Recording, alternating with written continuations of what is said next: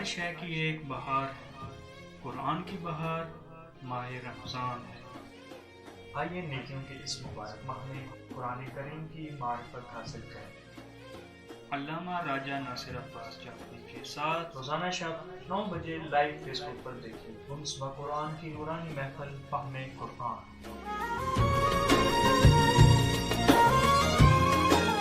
بسم اللہ الرحمن الرحیم، الحمد للہ رب العالمین الرحمن الرحیم مالک یوم الدین، ایاک نعبد و ایاک نستعین، صدق اللہ العلی العظیم۔ یہ خداوند تعالی کے اسماء حسنہ جن کو ہم نے ذکر کیا ہے کہ وہ اللہ ہے، وہ رب العالمین ہے، وہ رحمان ہے، رحیم ہے، مالک یوم الدین ہے، ان میں سے ہر ایک اسم اس کے محمود ہونے کی اور لائق تعریف ہونے کی اور یہ کہ سب تعریفیں اسی کے لیے ہیں، اس کی دلیل ہے۔ یہ نہیں اسی کی ہم بجا لانی چاہیے اور سب تعریفیں اسی کے لیے ہیں۔ کیوں؟ الحمدللہ ہے، سب تعریفیں اللہ کے لیے۔ کیوں؟ چونکہ وہ اللہ ہے، تمام کمالات اس کے ہیں، اس کے پاس ہے، صرف اس کی حمد کرنی چاہیے، سب تعریفیں اس کی ہیں۔ یعنی چونکہ وہ رب العالمین ہے، تمام مخلوقات کا رب اور ان کی پرورش کرنے والا وہ ہے، کوئی بھی اس کی ربوبیت سے باہر نہیں ہے، کوئی دوسرا رب نہیں ہے، صرف وہ رب ہے، لہذا سب تعریفیں اسی کی جو رب ہے۔ پھر وہ رحمان ہونے کی حیثیت سے بھی تعریفیں اسی کی ہیں، رحیم ہونے کی حیثیت سے سب تعریفیں اسی کی ہیں، اور مالک یوم الدین ہونے کی حیثیت، اس کے علاوہ کوئی یوم الدین کا، قیامت کے دن کا مالک نہیں ہے۔ قیامت اسی کا ملک بھی ہے اور اسی کی ملکیت بھی ہے، لہذا اس نے قیامت خلق کی ہے، قیامت کا وہ مالک ہے، سب تعریفیں اس کی ہیں۔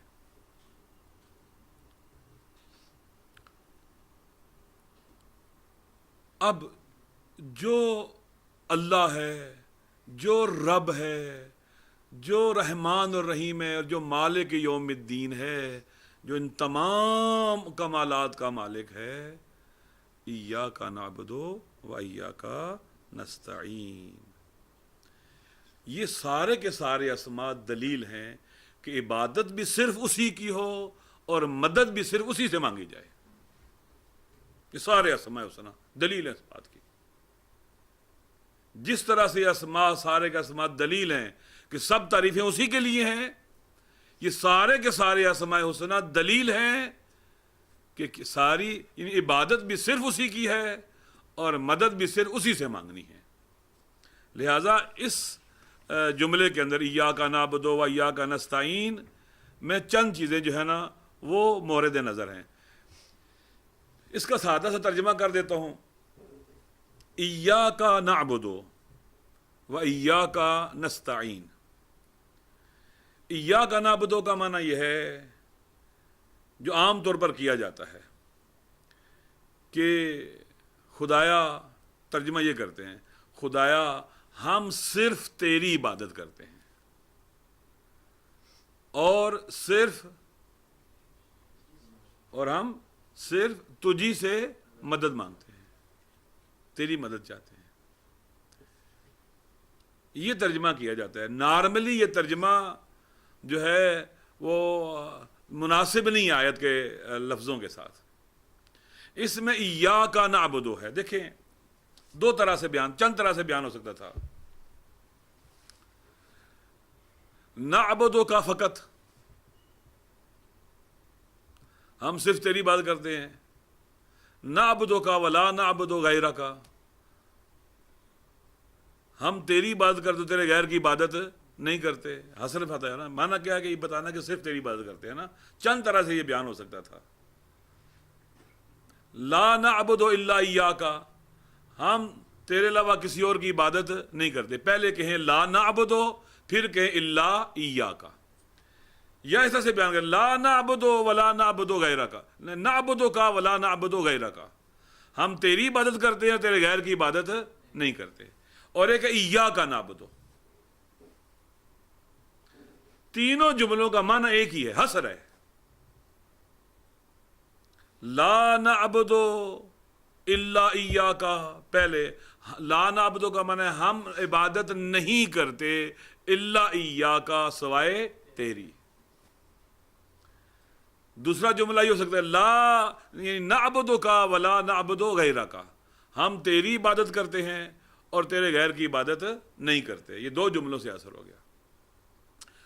اور ایک ہے ایاک نعبدو،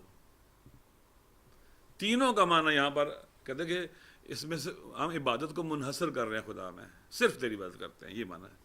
تو ایاک نعبدو کا جو انتخاب کیا ہے اس میں خصوصیات ہیں، اس میں خصوصیات ہیں.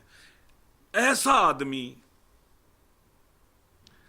جو یہ معرفت پیدا کر لے کہ الحمدللہ ہے کہ وہ تمام کمالات اور جمالات کی مالک ہستی ہے، سارا جمال اور جلال اس میں ہے، وہ زیبائی مطلق ہے، وہ کمال مطلق ہے. یہ معرفت اس نے پیدا کر لی. پھر یہ بھی معرفت پیدا کر لی وہ رب العالمین ہے، وہ تمام مخلوقات کی پرورش کرنے والا ہے، تربیت کرنے والا ہے. وہ رحمان بھی ہے، رحیم بھی ہے، اس کی بھی معرفت پیدا کر لی.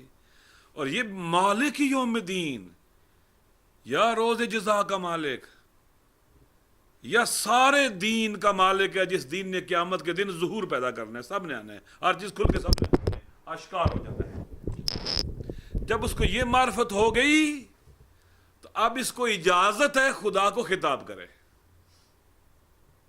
اس کو حق ہے کہ ایاک کہے. یہ استحقاق رکھتا ہے کہ خدا سے گفتگو، خدا کو خطاب کرے. پہلے تو کون سا صیغہ استعمال ہو رہا تھا؟ تھرڈ پرسن کا. سب تعریفیں اللہ کے لیے ہیں جو رب العالمین ہے، جو رحمان ہے، رحیم مالک یوم الدین ہے. اب کیا ہو رہا ہے؟ سیکنڈ پرسن پہ آ گئے، ایاک تو. اس کو اجازت دی جا رہی ہے کہ یہ خدا کی بارگاہ میں حاضر ہو کر بات کرے، اس کو حق ہے. یہ کہا گیا ایاک نعبدو، ان خصوصیات کے ساتھ، اس معرفت کے ساتھ اب اس کو حق دیا گیا ہے کہ یہ خدا کی بارگاہ میں حاضر ہو اور خطاب کرے. خوب. یہاں دوسرا نقطہ کیا ہے کہ ایاک نعبدو میں معبود کو پہلے ذکر کیا گیا ہے اور بندے کو بعد میں ذکر کیا گیا ہے. ایاک نعبدو، ایاک معبود ہے، نعبدو کیا ہے؟ عبد ہے. ادب یہ ہے کہ معبود مقدم ہے اور عبد جو ہے وہ بعد میں ہے. یہ آداب ہے، ادب میں ہے. جانتا ہے کہ جب وہ سارا جمال وہاں ہے تو گفتگو بھی اسی سے شروع ہونی چاہیے، بات کا آغاز بھی اسی سے ہونا چاہیے. ایاک. تیسرا یہ ہے کہ ایاک نعبدو یعنی ایسا سینٹینس استعمال کیا گیا جس میں عبادت کو خدا میں منحصر کیا گیا، خدا کی صرف عبادت ہے. چوتھی چیز جو بیان کی گئی ہے معبود ایاک ہے، وہاں پر وحدت ہے، ایاکم نہیں ہے. کیا ہے؟ وحدت ہے. بعض اوقات عربی میں عظمت کو بیان کرنے کے لیے جمع کا صیغہ استعمال کرتے ہیں، جیسے خدا کہتے ہیں نحن نزلنا الذکر، ہم نے نازل کیا قرآن کو. یہاں خدا جب کہہ رہے ہم نے نازل کیا، یعنی ہم جب استعمال کرنے کہہ رہے میں نے کہا، ہم نے، ہم عظمت کو بیان کرنے کے لیے بھی آتا ہے. جمع کا صیغہ جب عظمت بیان کی جاتی ہے تو بعض اوقات قرآن مجید میں یا عربی ادب کے اندر کیا کرتے ہیں؟ عظمت کو بیان کرنے کے لیے کسی کی وہ جمع کا لفظ استعمال کرتے ہیں، ہم کہتے ہیں ہم. یہاں پر ایاک کہا گیا کیونکہ یہاں پر ایاک کہنے میں عظمت ہے، توحید بیان کرنے میں عظمت ہے. ایاکم کہنے میں عظمت نہیں ہے، ایاک کہنے میں توحید ہے. وہ تو اللہ کے حوالے سے بھی توحید ہے، رب العالمین کے حوالے سے بھی توحید ہے، رحمان اور رحیم کے ہونے کے حوالے سے بھی توحید ہے، اور مالک یوم الدین کے حوالے سے بھی کیا ہے؟ مالک یوم، وہ توحید ہے، اس کے علاوہ کوئی مالک نہیں ہے. لہذا یہاں پر یہ اس ادب کی بھی رعایت رکھی گئی ہے، اور یعنی معبود کے لیے مفرد کا لفظ استعمال کیا گیا ہے، اور جو بندے ہیں ان کے لیے جمع نعبدو ہم کہا گیا ہے، یہ بہت عام ہے۔ اس کا معنی کیا ہے؟ یعنی اللہ معبود ہے اور اللہ کے علاوہ جو بھی ہے وہ عبد خدا ہے، ما سوا اللہ، جو بھی ہے۔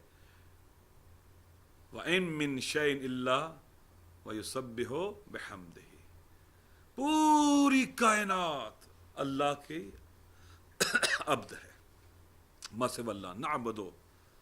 یہاں نعبدو کے بارے میں لوگوں نے چند طرح کے مطلب بیان کی، جبکہ نعبدو یعنی میں اور باقی بندگی کرنے والے لوگ جو میرے ساتھ ہیں جماعت میں۔ بعض نے کہا نعبدو سے مثلا ممکن ہے مراد ہو میری آنکھ، میرا ہاتھ، میرا پاؤں، میرا پورے وجود کے اعضاء جو ہے نا، یہ نعبدو ہم سارے ہیں۔ یہ بھی ایک ہے۔ ایک ہے کہ انسان جب نعبدو کہے یعنی پوری کائنات کا ذرہ ذرہ تیرا بندہ ہے، تیرا عبد ہے۔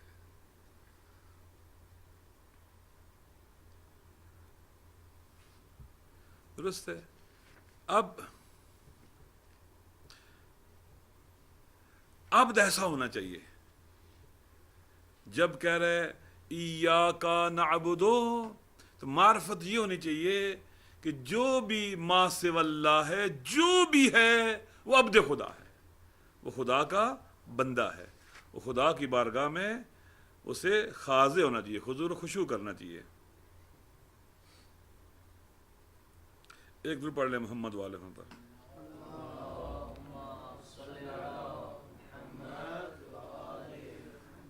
جب کہتے ہیں کہ یہ معرفت ہو کہ ایاک نعبدو، نعبدو سے مراد تمام عوالم ہوں، تمام عالمین جن کا تو رب ہے نا، وہ سارے تیرے بندے ہیں، اور ان میں سے میں ایک ہوں، میں جز ہوں ان کا۔ اس معرفت کے ساتھ یعنی جتنا انسان کی معرفت کا درجہ بڑھتا چلا جائے گا، اتنا اس کی بندگی اور عبودیت کا بھی درجہ بڑھتا چلا جائے گا۔ ایک دور پڑھ لیں محمد والے محمد پر۔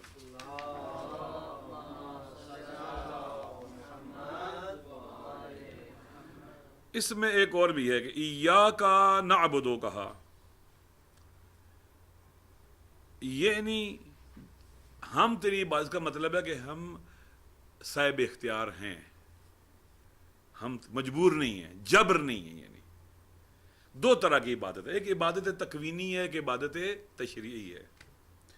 عبادت تکوینی کائنات کا ذرہ ذرہ اس کی عبادت کرتا ہے۔ عبادت تشریعی وہ ہے جہاں انسان مکلف اپنے اختیار سے اس کی عبادت کو انجام دیتا ہے۔ درست ہے۔ خدا کو اللہ مانتا ہے، رب مانتا ہے، رحمان اور رحیم مانتا ہے، مالک یوم الدین یہ جب ایمان لے آتا ہے نا، درست ہے، اس ایمان لانے کے بعد کہتا ہے میں تیری عبادت کر رہا ہوں،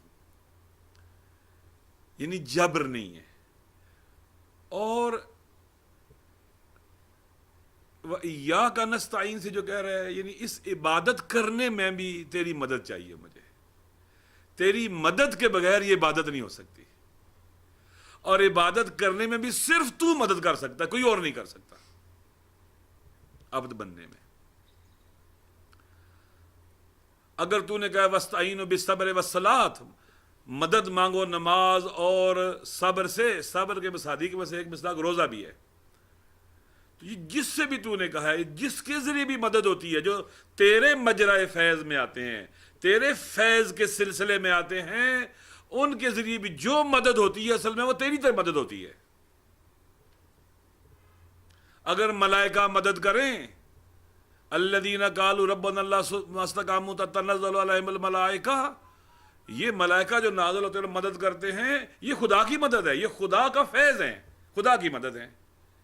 ایاک نعبد و ایاک نستعین، اس نظام توحید کے اندر اور اس ربوبیت کے نظام کے اندر جب خدا رب ہے، اس کے علاوہ کوئی رب نہیں ہے، تو جو بھی خدا کی طرف سے ہادی ہے اس کا ہدایت کرنا اصل میں خدا کا ہدایت کرنا ہے۔ خدا کی ہدایت میں خدا کے شریک نہیں ہیں، وہ خدا کے کارندے ہیں، خدا کی طرف سے کام کرنے والے ہیں، خدا کے مقابلے میں نہیں ہیں، خدا کی طرف سے دی ہوئی طاقت کے ذریعے، دی ہوئی صلاحیت کے ذریعے وہ ان امور کو انجام دیتے ہیں۔ قرآن مجید میں بعض آیات میں خدا کہتا ہے جی کہ ملک الموت لوگوں کا روح قبض کرتا ہے، اور بعض جگہ خدا کہتا ہے اللہ یتوفی الانفس حین موتہا۔ یہ بالکل ایسی ہے، وما رمیت اذ رمیت ولکن اللہ رما۔ یہ کنکریاں جب تو نے ماری، تو نے نہیں ماری، یہ اللہ نے ماری ہیں۔ یہ جب مدد کی ہے تو نے نہیں کی ہے، یہ اللہ نے مدد کی ہے۔ جب ہم کہتے ہیں اہل بیت ہماری مدد کر رہے ہیں، مولا علی ہماری مدد کرتے ہیں، یہ اصل میں اللہ کی مدد ہے۔ نظام توحید کے اندر جو کچھ بھی ہے وہ خدا کا ہے۔ جب ہم کہتے ہیں علی، مولا علی کے بارے میں کہتے ہیں، اہل بیت کے بارے میں یا اولیاء اللہ کے بارے میں ید اللہ ہیں، اللہ کا ہاتھ ہیں، یعنی اللہ کی قدرت ہے، اللہ کی طاقت ہے، یہ اللہ کی قدرت اور طاقت کے مظاہر ہیں یہ۔ لہذا ایاک نعبد و ایاک نستعین۔ انشاءاللہ باقی گفتگو کل انشاءاللہ۔ صدق اللہ العلی العظیم والحمد للہ رب العالمین۔ انشاءاللہ ہر شے کی ایک بہار ہے، قرآن کی بہار ماہ رمضان ہے۔ آئیے نیکیوں کے اس مبارک ماہ میں قرآن کریم کی معرفت حاصل کریں۔ علامہ راجہ ناصر عباس جعفری کے ساتھ روزانہ شب 9 بجے لائیو فیس بک پر دیکھیں۔ 19واں قرآن کی نورانی محفل فہم قرآن۔